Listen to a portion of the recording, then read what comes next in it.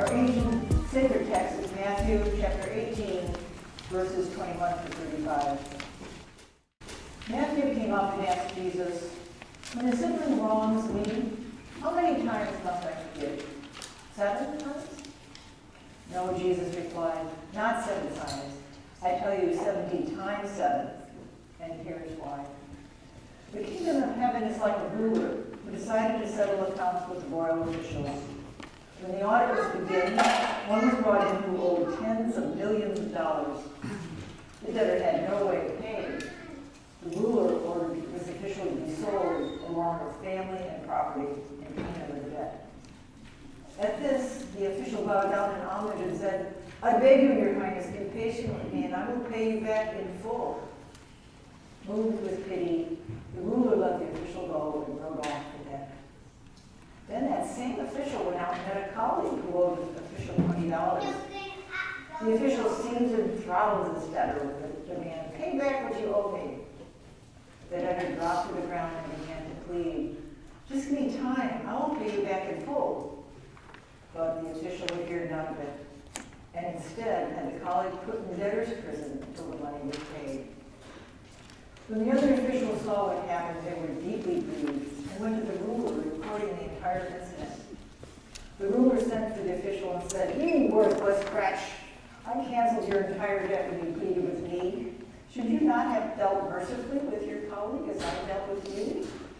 Then in anger, the ruler handed the official over to be tortured until the debt had been paid in full. My Abba in heaven will treat you exactly the same unless you truly forgive your siblings from your hearts. Holy wisdom. Holy wisdom. Thanks be to God. Please be seated. 2 weeks ago, I preached a sermon that I titled "The Problem of Forgiveness," the problem with forgiveness. We're on this journey now through Lent where we're investigating the ways that we respond to harm in our communities and in the wider world, of course, as well. And to recall a little bit, my friend Matt Potts, who's accompanying me through Lent, he talked about forgiveness in a different way. We'll dig into this a little bit too, but a little refresher is that he says forgiveness is not a feeling. It's not something we feel, but an action.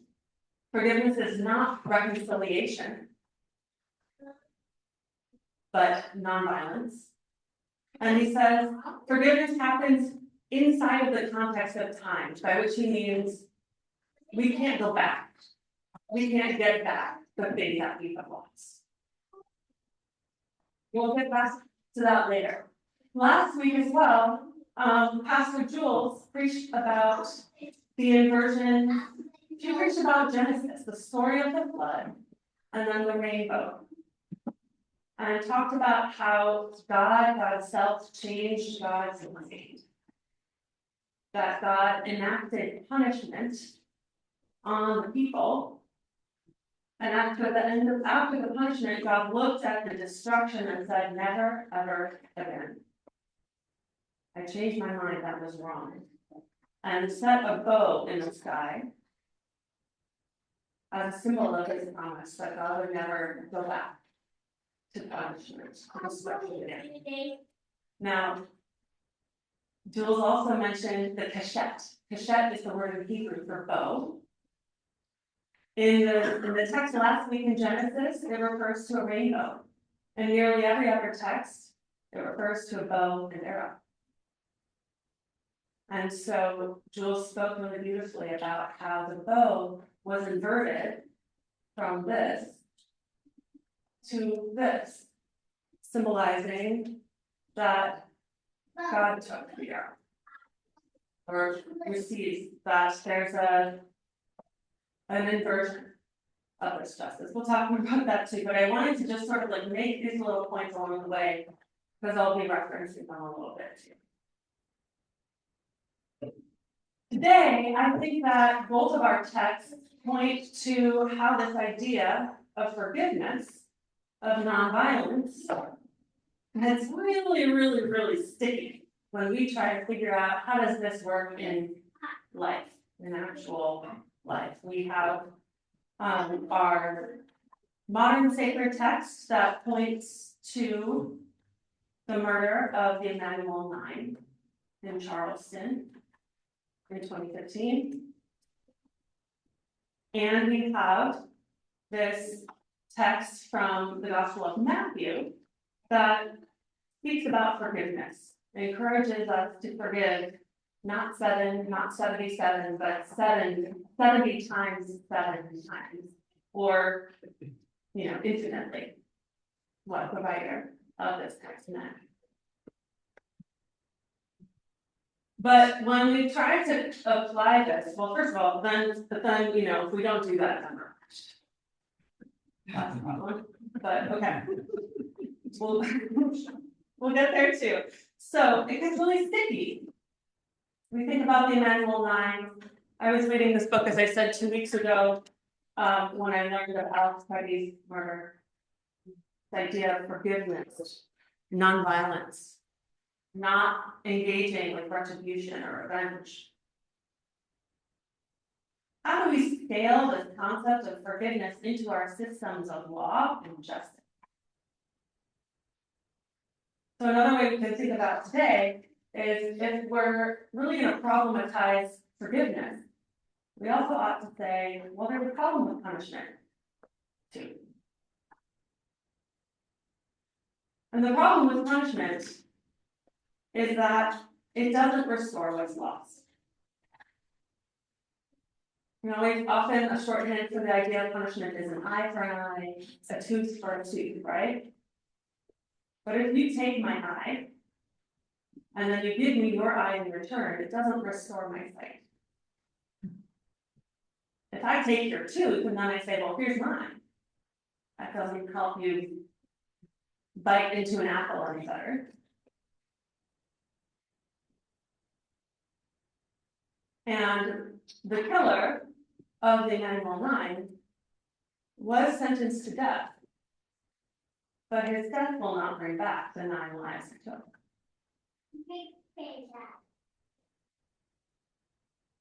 So in this way, we can see how both forgiveness and punishment take place inside of time. Neither can get us back what we lost.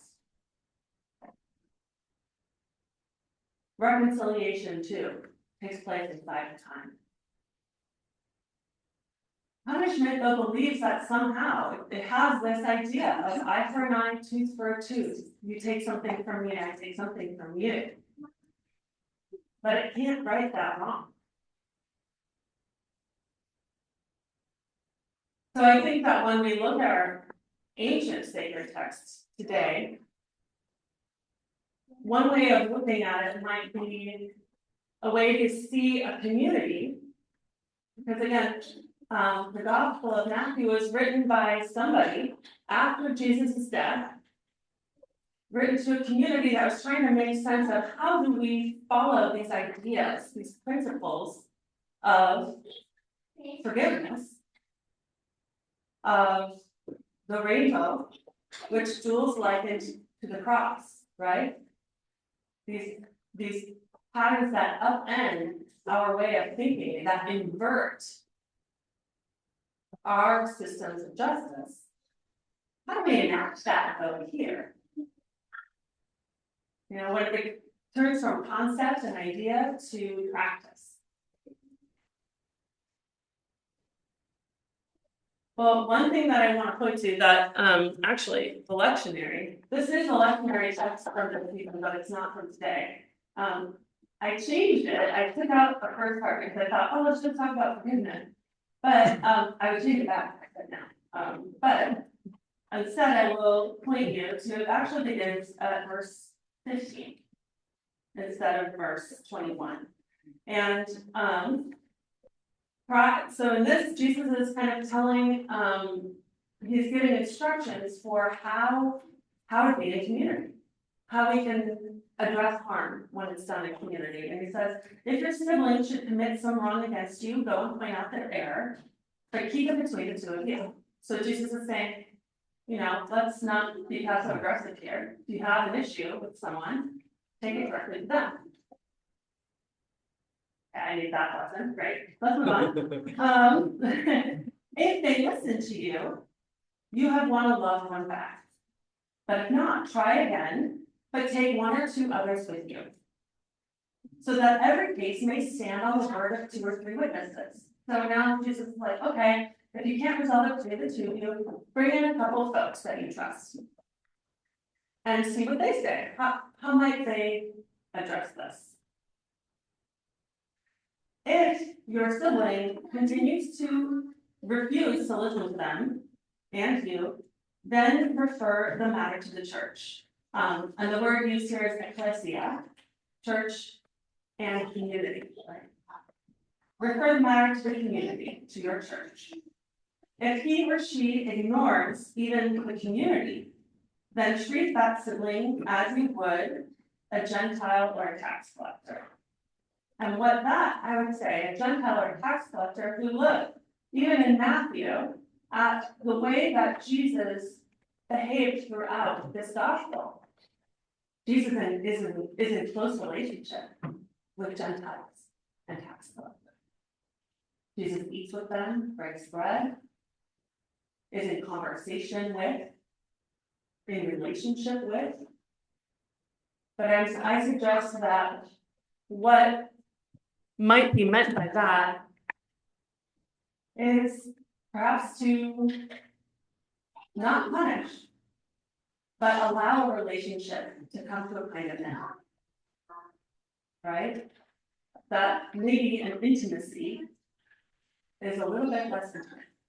That harm can't be done in the same way as it was in the past. So, okay, where are we?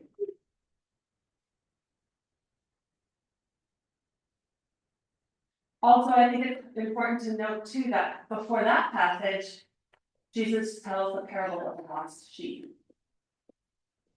Right, where the shepherd goes, one sheep is lost from the flock, and the shepherd goes out of their way to make sure that that sheep is brought back and restored to the flock.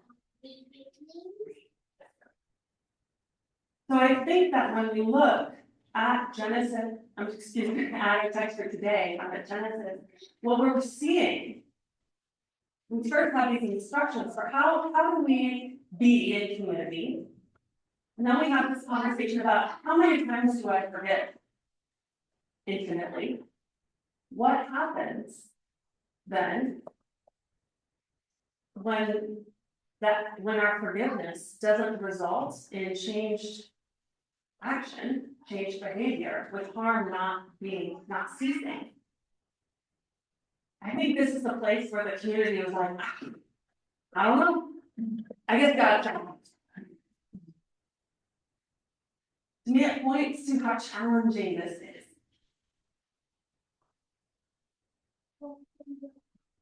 is. There appears to be a tension between the forgiveness and grace that we are called to as followers of Jesus of Nazareth, and what we believe it would look like if we were to allow harm doers to walk among us.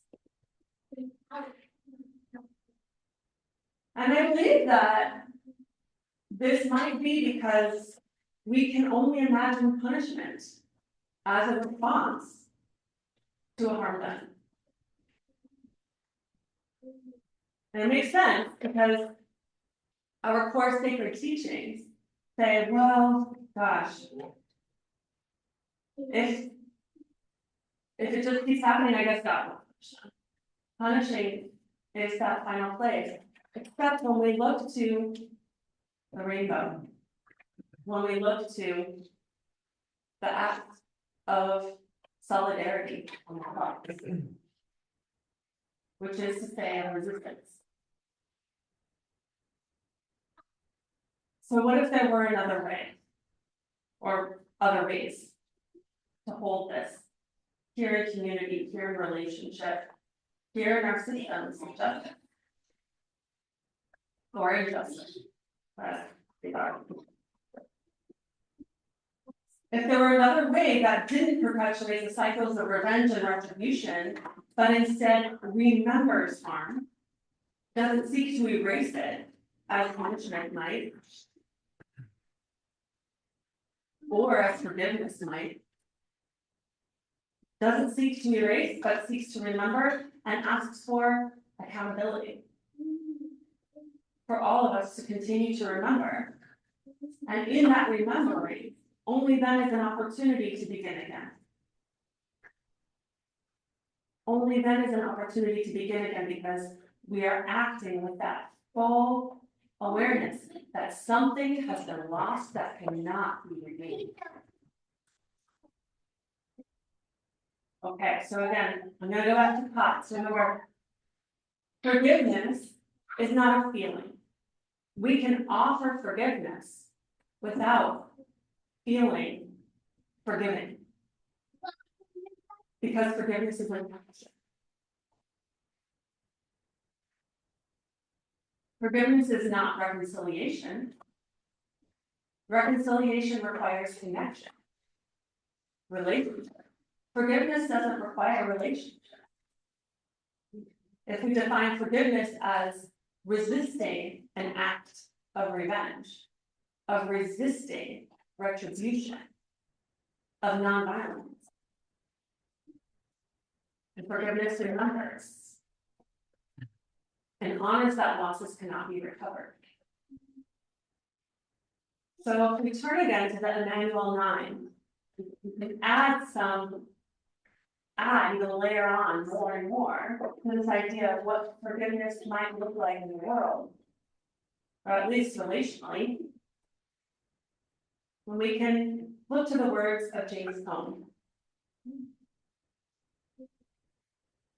in this text, and he says, well, actually, say specifically.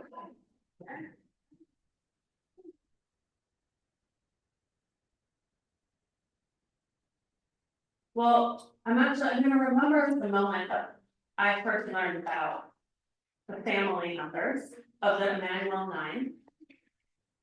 And folks remember, they stood and they said directly to the offender, the person who was confessing to killing their loved ones, and they said, I forgive you. All of them. At least all of them who spoke. And when I heard this, I thought, how could this possibly be? This is impossible.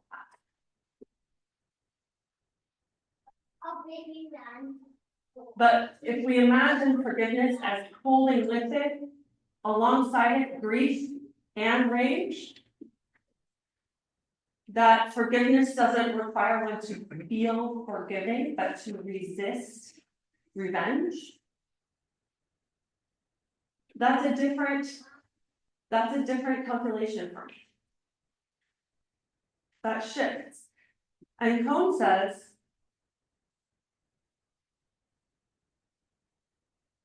when they forgive, it is a form of resistance, an act of resilience.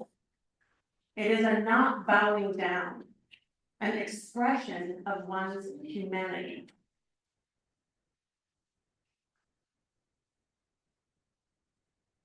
So it's a refusal for one's humanity to not be diminished. It's not simply an act of obedience or submission because we ought to forgive or because we're hoping for some kind of healing through forgiveness. Instead, it is an act of dignity, an act of honoring one's humanity, saying that my humanity cannot be stolen as well on top of my love. I am retaining my humanity.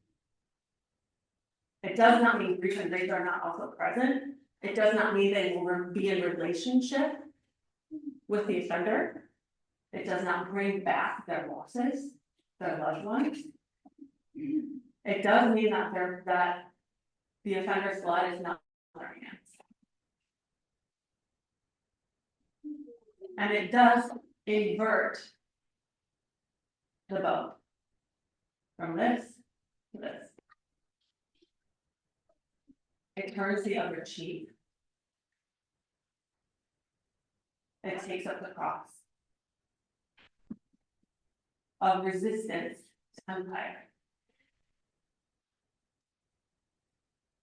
It changes the pattern, it changes the cycle of violence and retribution, even if just in that one moment. Practice. What we practice at the small scale, spiral outward. These are challenging teachings. I say them and I'm like, I feel really uncomfortable with this.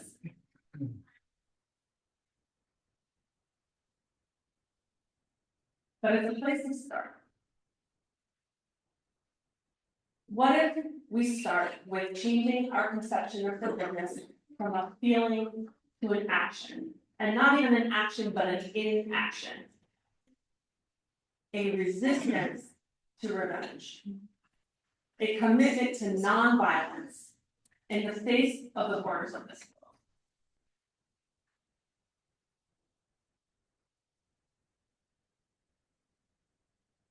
I'm remembering too that forgiveness is not reconciliation. Reconciliation requires connection. Requires relationship. Forgiveness is simply a willingness to not strike back. Looking again to Matthew, the text before our text today. These instructions for repair include letting people go, releasing them from a relationship.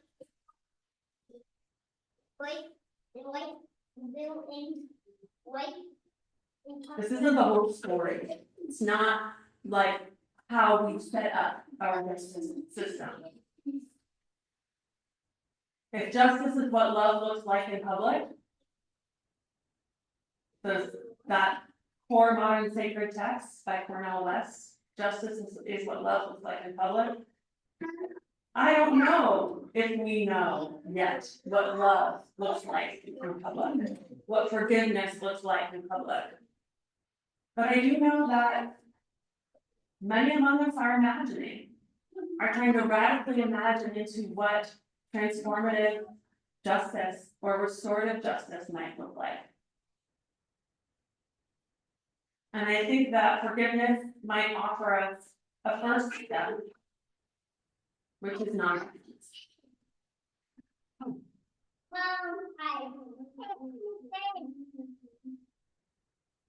So, I'm going to invite us to talk about it. We, in Salt and Light and Central, in this worshiping community together, we trust that divine inspiration comes from all of us. And so we ask, as part of the core part of our service together, we ask us to turn to each other. Talk about what came up. How does this land with you?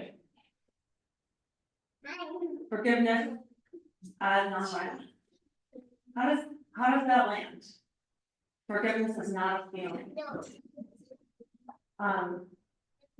So I'm very curious as I look at your faces that are